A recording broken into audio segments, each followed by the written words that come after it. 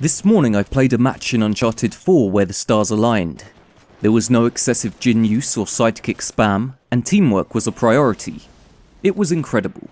Because the game gives you a lot of options regarding loadouts, I've been experimenting with different weapons and items in order to find the right fit.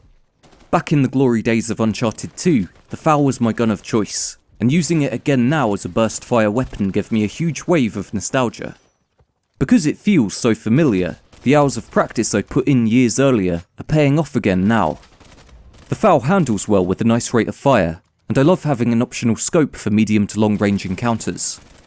As you might expect, it's harder to track enemies up close, but that's the price you pay for balance. By swapping the medkit for a grenade, I'm able to reclaim a classic part of Uncharted gameplay. Using it to flush enemies out of cover or confirm the kills when they're hidden is really helpful, and opens up my offensive options. They're not as easy to bank in Uncharted 4, and their effective radius seems smaller, but they're still a worthwhile tool to have. By swapping out the El Dorado treasure for the Chintamani Stone, I can fully embrace both the mystical elements and the revive system at the same time. This is great because revives are one of the coolest additions to team play, and the immediacy of the stone lets me help out instantly from a distance. I'm not really a fan of the heavy weapons because they don't have enough ammo or power to be effective, especially for the loadout price and cost, so I ignore them completely.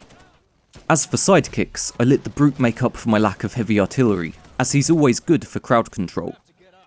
At the moment some of the boosters feel a bit superfluous, so I pick the ones that benefit a supportive playstyle.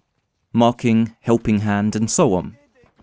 The gameplay you're watching right now might not seem too impressive, but I had a lot of fun playing it. When sidekicks are used in moderation, and El Dorado treasures and Jins aren't spammed or abused, the game can feel incredible.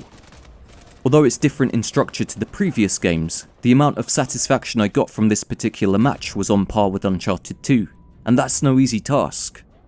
If Naughty Dog can keep refining this diamond, then Uncharted 4's multiplayer can be something special.